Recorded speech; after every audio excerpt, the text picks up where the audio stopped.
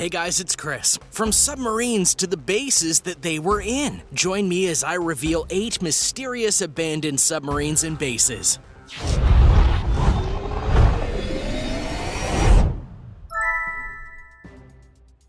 Number 8. Ex-Soviet submarine base. In the time known as the Cold War, the US and USSR were waging a secret war, one that many felt would end with the entire world literally being blown up via nuclear missiles.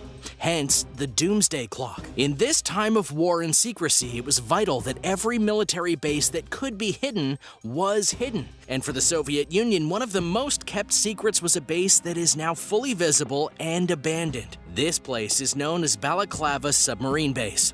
This base wasn't just meant to be a secret place for Soviets. It was meant to be a secret launch point for various submarines, as well as a dock, a repair station, and a full-on base in and of itself. The intent was directed by leader Joseph Stalin, who wanted a secret place to launch a retaliatory strike against the United States should they launch their nukes at Russia. It wasn't discovered by most of the world until the Russians abandoned the base after the Cold War. The base was built to last, as it was made to withstand a nuclear bomb. And adding to the legend and importance of the base, it also had within its walls a couple of ballistic missiles, though they were never used. As for what happened to the base, well, it's simply a case for there not being a need for it anymore. The Soviet Union crumbled and the Cold War truly ended, and in 1993 it was shut down, and in 2000 it was given to the Ukraine. Now it's a mere memory of what the Cold War was like. The base has been looted, stripped of all its valuables, and was turned into a museum, one that highlights both the Cold War and the Crimean War. Though there were rumblings in 2014 that Russia, who had reclaimed jurisdiction of the place, might desire to make it a submarine base once again. Number 7. Yellow Submarine. If you go to Coney Island and take a look at its creek, you'll notice that there's a lone submarine sticking out of the water. The whole creek is supposedly a graveyard for submarines, yet it's the only one inhabiting it. As for how it got there, it was built in order to find treasure, but never got the chance to be piloted. This series of events occurred in 1956. There was a ship called the Andrea Doria, and it was a cruise liner, a well-known one too. Many rich people were happy to take the ship on various journeys or just to get away. Sadly though, the ship sank one day after crashing into another cruise liner, and it killed nearly 50 people because of it. But what was also on that ship was a lot of artifacts that could make people wealthy. And not unlike many divers and treasure hunters, people saw this as an opportunity for riches. And one of those people was Jerry Bianco. But he was not a random treasure seeker. Rather, he was a ship fitter. So he was qualified to make a submarine based on his experiences. It took him around 3 years of work, but he eventually got done with his sub and named it the Questor 1. A bright yellow one, as the yellow paint was the cheapest at the time. However, to get a good deal on getting the sub into the water, Bianco made sure that every piece of non-vital weight was stripped from the ship, even comparing it to a stripped-down car with no extras, which meant it had to go a certain way into the water. But the crane operator didn't listen to them when the submarine was lowered, and it partially filled with water, making it completely useless. The submarine still remains off the coast of Coney Island, and though much of it is still rusted, there still remains parts that are yellow. And now for number 6. But first, make sure you subscribe to World List and click that notification bell so you can keep up with all our awesome content. Number 6. The submarine near Panama.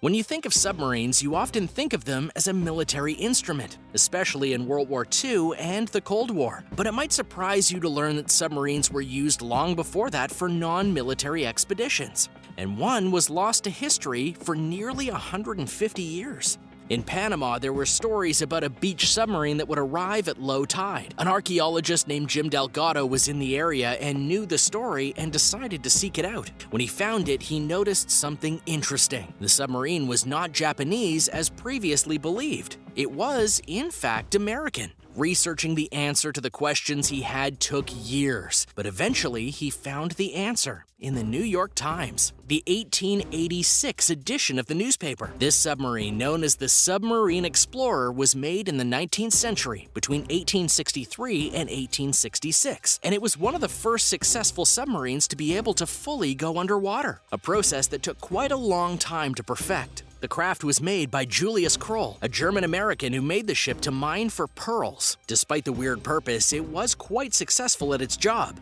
to the extent that it once harvested 10 tons worth of pearls in one trip, bringing in over $2,000, which back then was a fortune. As for how it ended up abandoned, well, because this was one of the earliest submarines, some of the side effects of going so deep underwater weren't known, and many of the crew who went on these expeditions got decompression sickness, including Kroll himself, and succumbed to that sickness. Deeming it too dangerous to use, Panama decommissioned the craft and stationed it in the water, where it remains to this day. Number 5. The HUNLEY. This is the submarine known as the HUNLEY, and it's a big part of history, as it's the first recorded submarine to win a battle. This was done in the year 1864, which means this was used during the Civil War, by the Confederate Army no less. However, the same day as their victory, the submarine sank under mysterious circumstances. Fast forward 130 years later, and the submarine was discovered and the mystery began. This was because the entire crew of the submarine were found dead at their posts,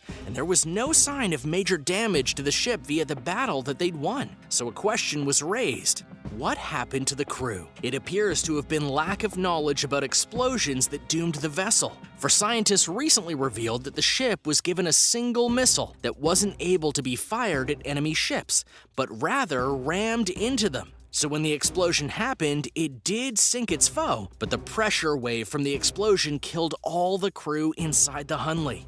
And given the time period, it would make sense that this kind of act would be done, as explosions in war weren't fully known in terms of side effects. Number 4. USS Scorpion. The year was 1968. The USS Scorpion was a submarine that had nuclear capabilities. The US was in the middle of the Cold War, and thus had to be on the alert for anything that could go wrong. Yet one day, while in the Atlantic Ocean, it disappeared, vanished without a trace.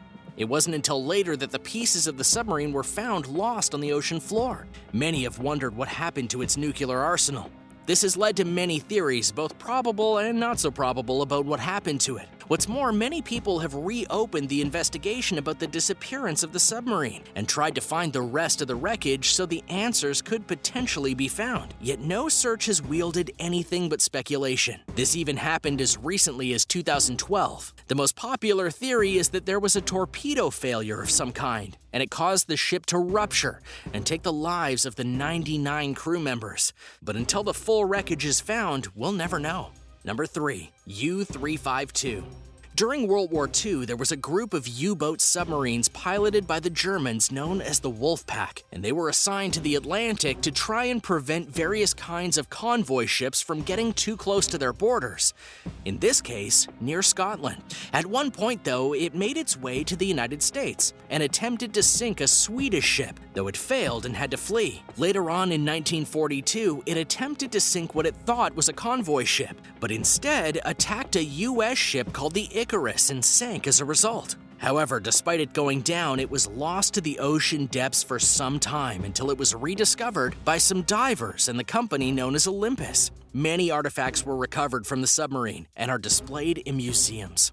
Number 2. The USS LING. Back in 1942, the USS LING was a Balaklava-class submarine made for the US Navy during the tail end of World War II. Though she did not see much action in that war, she was put into the Atlantic Reserve Fleet and deployed for other places until eventually being docked in New Jersey in 1972. It was at that point that it was abandoned in a different kind of way. It wasn't sunk or stripped for parts, but rather it became part of the New Jersey Naval Museum and was operated by a group of local veterans. However, since that point, the museum has been shut down, due in large part to the ship being damaged in 2012 by Hurricane Sandy. There have been many attempts to fix the submarine since then, but money issues have been the holdup for that happening. And now the ship might be forced to leave or be taken apart due to a land deal, but at present, the submarine does still remain.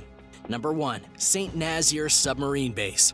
In World War II, one of the biggest advantages that the Germans had was that of their U-boat submarines. They were quick, effective, and deadly so long as they were underwater. However, the Allies and Germans knew they were weak to attack when they were above the water. Thus, the Germans in the 1940s decided to modify the St. Nazaire submarine base that they took from the French in the 1940s and modify it to fit their needs. Mainly, they made special locks that were designed to protect their submarines from attacks from the sky. 14 of them were made and put to use, and the base became such a success that the British in 1942 had to try and destroy the base.